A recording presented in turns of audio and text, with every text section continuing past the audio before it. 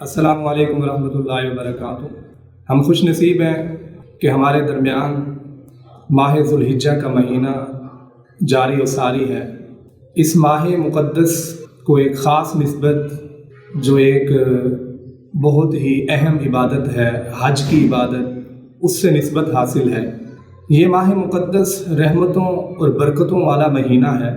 اس کی رحمتوں اور برکتوں کا اندازہ ہم اس بات سے لگا سکتے ہیں کہ اللہ رب العزت نے قرآن پاک کے 30ویں پارے میں سورہ فجر کے آغاز میں اس کی قسم کھائی ہے۔ اس ماہ مقدس کی پہلی 10 راتوں کی اللہ رب العزت نے قسم کھائی ہے اور اس کی ایک صبح کی قسم کھائی ہے۔ سورہ فجر کے آغاز میں آتا ہے والفجر ولیال عشر، کہ صبحوں کی قسم اور راتوں کی قسم، والفجر ولیال عشر، 10 راتوں کی قسم۔ اب مفسرین کرام نے اس صبح سے مراد، فجر سے مراد ماہ ذوالحجہ کا پہلا دن کہا ہے، کہ ماہ ذوالحجہ کا جو پہلا دن ہے اس کی صبحوں کی اللہ رب العزت نے قسم بیان فرمائی ہے۔ اور بعض مفسرین نے لکھا ہے کہ اس صبح سے مراد ماہ ذوالحجہ کے 10ویں دن کی قسم ہے، 10ویں دن کے صبح کی قسم ہے، یعنی قربانی کے دن کی۔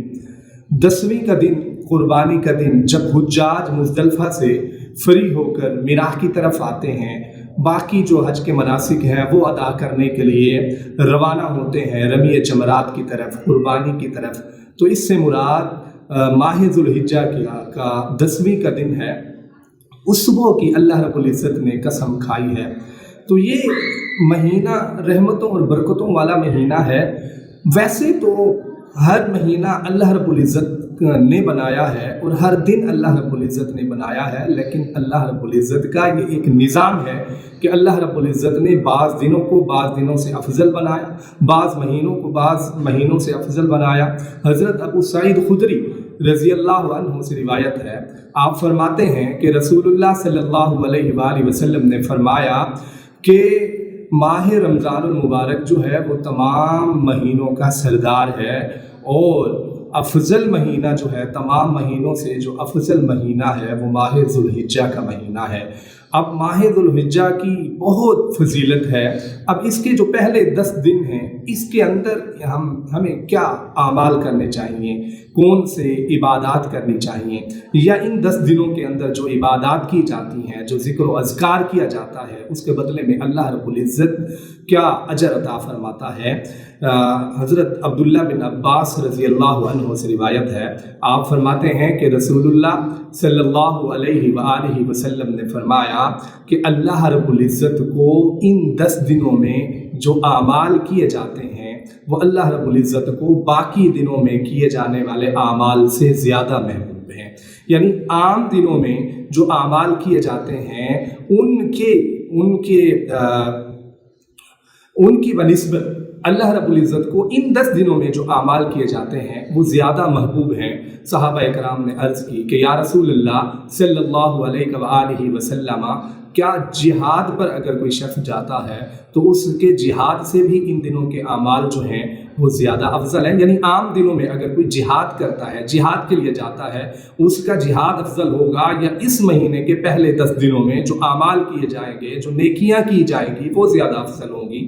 تو آپ صلی اللہ علیہ وآلہ وسلم نے فرمایا کہ اس مہینے کے آغاز میں، یعنی پہلے 10 دنوں میں جو اعمال کیے جائیں گے وہ اس جہاد سے بھی افضل ہے، ماں سوائے اس شخص کے جو شخص اپنے مال اور اپنی جان کے ساتھ نکلا اور وہ واپس نہ لوٹا، یعنی اپنی جان بھی اللہ کی راہ میں قربان کر دی اور اپنا مال بھی اللہ کی راہ میں قربان کر دیا، وہ واپس نہ لوٹا یعنی شہید ہو گیا۔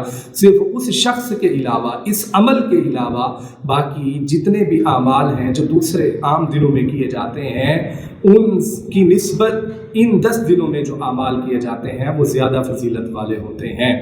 اور اب ان دنوں کے اندر کیا کرنا چاہیے؟ حضرت ابو ہریرہ رضی اللہ عنہ سے روایت ہے، امام ترمذی اور ابن ماجہ نے اس حدیث کو روایت کیا ہے۔ آپ فرماتے ہیں کہ رسول اللہ صلی اللہ علیہ وآلہ وسلم نے فرمایا کہ اس ماہ مقدس کے پہلے 10 دنوں میں جو اعمال کیے جاتے ہیں وہ اللہ رب العزت کو، یعنی باقی دنوں میں جن میں اللہ رب العزت نے عبادات کرنے کا حکم دیا ہے ان کی نسبت ان 10 دنوں میں جو عبادات کی جاتی ہیں اللہ رب العزت کو وہ زیادہ پسند ہیں۔ حضرت ابو ہریرہ رضی اللہ عنہ اس حدیث کو آگے لے کر چلتے ہیں اور فرماتے ہیں کہ نبی کریم صلی اللہ علیہ وآلہ وسلم نے فرمایا کہ اس ماہ مقدس کے پہلے جو 10 دن ہیں ان میں ایک روزہ رکھنا پورے سال کے روزوں کے برابر ہے۔ گویا اگر کوئی شخص ان پہلے 10 دنوں کے روزے رکھتا ہے تو وہ 10 سال کے روزوں کا ثواب حاصل کر رہا ہے۔ اور نبی کریم صلی اللہ علیہ وسلم نے فرمایا کہ اس ماہ ذوالحجہ کی جو پہلی 10 راتیں ہیں ایک رات کا قیام لیلۃ القدر کی رات کے برابر ہے۔ اگر کوئی ایک رات کا قیام کرتا ہے تو گویا تو اللہ رب العزت اس کو لیلۃ القدر کے اندر جو اجر و ثواب ملتا ہے وہ نیکیاں عطا فرماتا ہے۔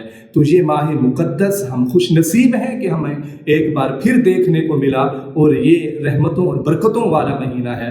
ہمیں چاہیے کہ ہم اس ماہ مقدس کا احترام کریں، ادب کریں اور بڑھ چڑھ کر اور زیادہ سے زیادہ اللہ رب العزت کی عبادات کریں، ذکر و اذکار کریں، تلاوت کریں اور اس ماہ مقدس کے روزے رکھیں۔